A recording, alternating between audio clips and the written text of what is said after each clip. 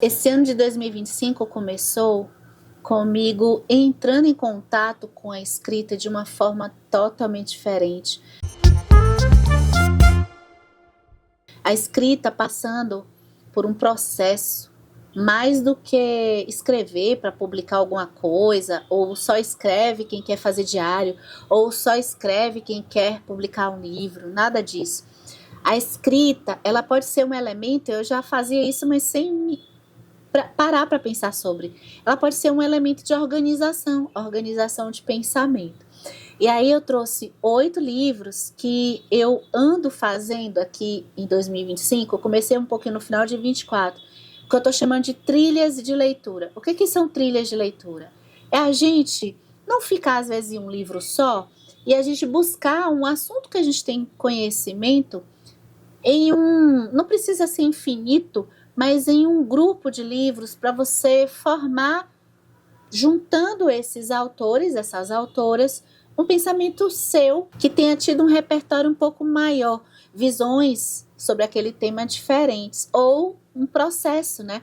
O tema sendo colocado de uma forma mais simples e depois você vai lendo outros que vão ficando mais particularizados ou vão amplificando mais. A trilha da escrita começa com carta de uma orientadora, da professora Débora Diniz. Esse aqui é um livro que tem um direcionamento para pesquisa acadêmica, mas eu recomendo ele para qualquer pessoa que esteja ou não pesquisando algo do ponto de vista acadêmico, porque ele é um livro que faz a gente observar as formas de compreensão e organização de informações para construir algo, ou para até dentro de um trabalho, para entregar algo, observando a forma de anotar coisas. Mesmo que eu não esteja fazendo uma pesquisa acadêmica, mas sei lá, eu vou assistir uma palestra para o meu trabalho, ou estou fazendo uma pesquisa na internet por um trabalho, se eu faço alguma coisa, algum trabalho manual, é interessante perceber como é que eu faço os meus estudos, as minhas anotações, como é que eu uso a minha memória também, e eu trabalho a minha memória para que eu, dentro daquilo que eu faço, eu fazer isso de um jeito com a qualidade melhor. Foi aqui que eu vi um tema que me ajudou muito, que é a importância do escrever à mão. Eu já vinha percebendo isso comigo, que o digital ajuda muito na hora que você quer recuperar uma informação, que você usa um documento para depois você ir lá encontrar aquilo que você não lembra mais, fazer um fichamento de alguma coisa que você leu, que você estudou, mas a leitura à mão para você construir aquilo que você quer desenvolver, fazer fluxogramas, ou fazer, como ela aborda aqui, os mapas mentais. E o que me ajuda muito, porque eu sou uma pessoa que eu quero às vezes abarcar o mundo. Você é assim também? Me diga que eu não estou sozinha. Então um autor vai puxando vários e daqui a pouco eu quero ler vários e me perco, daqui a pouco eu quero outro assunto. Por isso que a trilha está sendo importante para eu me acalmar, ficar dentro de um assunto por mais tempo. E a Débora vai trazer ferramentas aqui para a gente organizar mesmo um direcionamento de algo que a gente está estudando ou que a gente precisa conhecer, precisa se atualizar. O segundo livro foi a dica da Débora, que é o Palavra por Palavra, da Anne Lamott. Agora a gente está no terreno da escrita propriamente dita. Você pode querer escrever um livro, você pode querer escrever um diário, ou você pode querer escrever para nada. Essa possibilidade eu pude aprender com a Anne Lamott. Aqui é a porta de entrada para mim, que não tinha lido praticamente nada sobre o tema, da escrita como um processo até de autoconhecimento, de organização de sentimentos que a gente pode colocar no papel.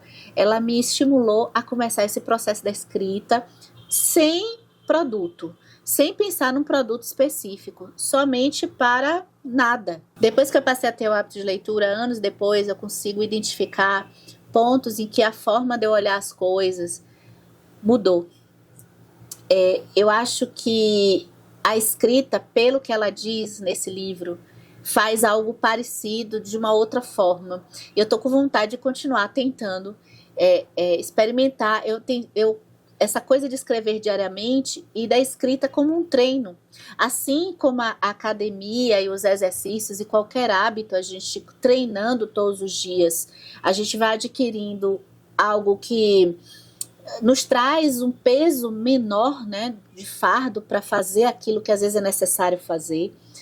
E eu ainda não, eu já apliquei as técnicas da Annie Lamott, e deu super certo, só que aí depois eu parei de fazer e é algo que eu tenho que voltar às tentativas até conseguir. E outra coisa que eu achei maravilhoso nesse livro é como ela vai colocar a escrita, a necessidade da revisão. É uma coisa que eu sempre tive muita dificuldade de voltar, retomar, reescrever.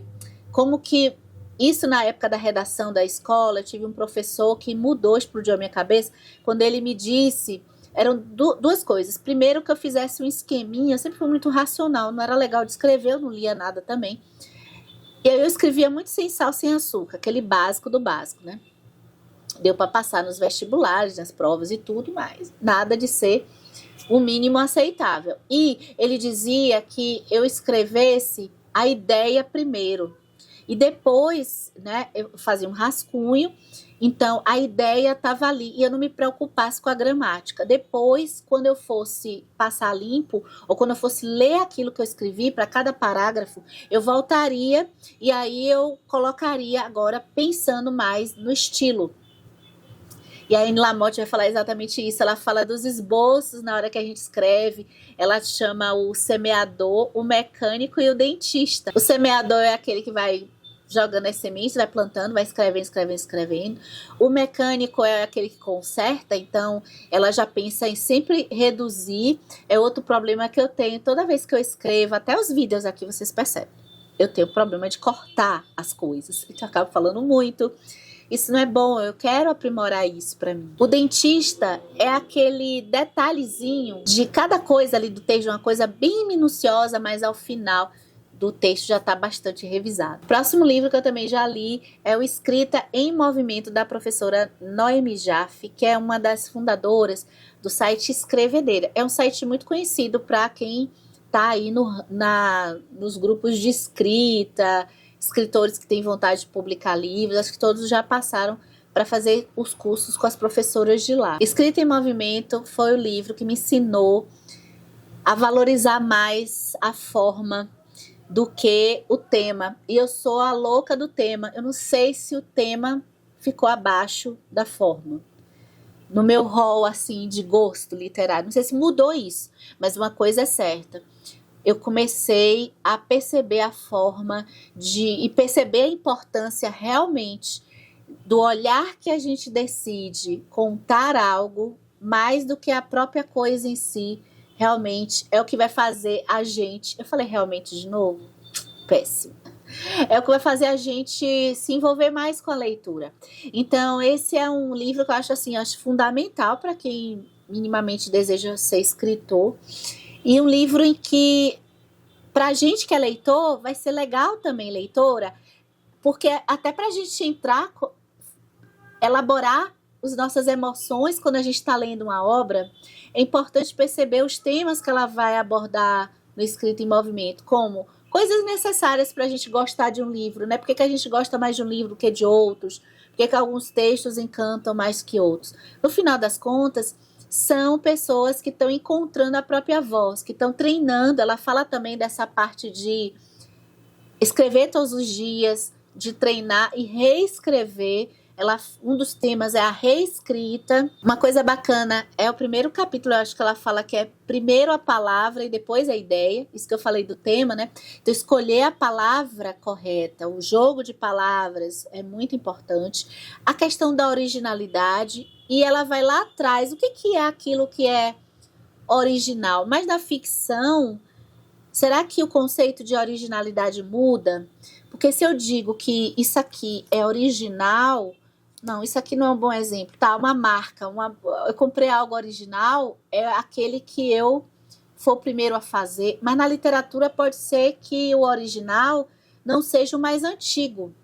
Pode ser que o original seja ou aquilo que remete a uma antiguidade mas talvez aquilo que nos espanta por ter trazido uma forma nova de contar algo que já existia. Ai, gente, eu viajei muito. Tem várias outras dicas, mas eu vou falar de uma também rapidinho, que é o estranhamento. O estranhamento, eu pude me deleitar, porque acho que na literatura a gente vai lendo muita coisa, e um dos medos que eu tenho, pelo menos eu tinha, agora eu não tenho mais. Acho que sempre vai ter infinitas formas de falar coisas nas leituras. Mas assim, quanto mais livros a gente vai lendo, às vezes a gente não se impressiona tanto, não tem aquele êxtase com algumas repetições. Então, aquele escritor ou escritora que você leu primeiro foi uma novidade. Depois, aquele tema, eu falo assim, por exemplo, que eu esgotei um pouco o tema da negritude, cansou um pouco, ficou repetitivo. Eu cansei dos romances de época, ficou repetitivo, mas é pra ser mesmo, às vezes quando eu volto. Eu cansei um pouco do tema da maternidade, mas de vez em quando eu volto também. E para encontrar, mas são temas que não me chocam assim mais, porque acho que eu entrei em muitas obras diferentes. Então, esse estranhamento, esse algo do estranho, de trazer uma coisa que não é que seja necessariamente novo, mas pelo menos uma abordagem que a gente não encontrou ainda, ou a forma de dizer que a gente não encontrou ainda. Isso é muito importante na literatura. Esses são os 3 livros que eu já li da trilha de escrita. E os próximos são os que eu pretendo ler dessa trilha. Eu vim perguntar para vocês se vocês conhecem, se vocês já leram. E mais para frente eu volto para falar deles melhor. Na minha lista, o próximo que eu vou ler, ainda está no plástico, mas em breve, esse final de semana, talvez, ou na próxima eu comece, é o Haruki Murakami, que é com o romancista como vocação. É citado aqui no livro Carta para uma Orientadora. Eu já tinha esse livro, já tinha um tempo, e eu vou ler. Inclusive, pelo que eu vi que a Débora Diniz fala, ele vai comentar a sua própria rotina de escrita, em que ele escreve assim por muitas horas, todos os dias. Ele tem muita coisa que ele sabe que ele não vai aproveitar. Então, romancista como vocação. Eu tenho aqui também um livro que é publicação mais recente, eu acho, e que eu tô com muita vontade de ler, talvez furar a fila, porque ele não estava na lista do próximo, e que eu vou falar logo, que é de Bettina Gonzalez, A Obrigação de Ser Genial. Me parece que ela vai tratar do tema do gênio na literatura, na escrita. Acho que aqui vai ser mais voltado para escritoras mulheres, porque acho que no cânone da literatura, os gênios estão todos lá com os homens, né? Então, como é que... Eu acho que vai ter aqui uma percepção da escrita no ponto de vista feminino, me parecendo que deve ser tomado aqui, talvez, o tema da Virginia Woolf, eu não sei, que ela... Me parece, né? Eu tenho a sensação que não tem como não entrar nesse tema, que é uma espécie de autonomia e independência financeira necessárias para uma mulher pensar em escrever. Eu não sei se isso já está também caindo, porque a gente já sabe que tivemos escritoras pobres que escreveram belíssimamente. Eu estou dando o exemplo da Carolina Maria de Jesus. O próximo livro é que... Deixa eu falar o que eu... A intenção era ler logo em seguida, um que eu tenho há algum tempo, que é da Jana Viscardi, que tem canal no YouTube, e eu gosto muito, ela estuda muito a sociolinguística. A gente já conversou aqui no canal, que é pensar a linguagem, do ponto de vista social, o que é certo, o que pode ser um preconceito de linguagem. Escrever sem medo, um guia para todo tipo de texto. Inclusive, tem um curso gratuito aqui no canal é de pesquisa, mas que vai tratar da escrita, e que tanto a Jana Viscardi quanto a Débora Diniz estão por lá. E outras mulheres também que eu estou conhecendo e que eu estou gostando bastante. Pensar mulheres escrevendo, né? Então, acredito que esteja aqui dentro da parte tem a ver um pouco com a sociolinguística, que eu acho que é o ramo de atividade da Jana Viscardi. E a próxima, que eu não sei se eu passo na frente, que eu tô com muita vontade de ler, eu comprei ano passado, de uma escritora que eu li lá atrás, um livro chamado O Amante, uma escritora francesa, que é a Marguerite Duras. E eu tô falando de escrever. Ela fala sobre escrita. E eu não sei, eu achei que pessoas que passaram por guerra mundial, né? Parece que ela tem uma experiência aí em guerra mundial com um companheiro que vai ficar sumido, depois volta. Vamos ver o que isso tem a ver com a escrita. E tem uma aqui que eu já não me lembro mais porque eu comprei e que eu já estava com ele aqui há algum tempo, que é de William P. Kinney, Como Analisar Literatura. Esse talvez não esteja tão perto da escrita, mas eu coloquei aqui na lista porque a proposta, a sinopse dele é de falar da literatura e da leitura como treino físico. E eu venho aqui no canal, eu sempre falo que eu não tenho dúvidas de que a leitura, o hábito de leitura passa por treino, assim como o hábito de escrita passa por treino. Então eu vou ver como ele vai desdobrar essa coisa do treinamento aqui.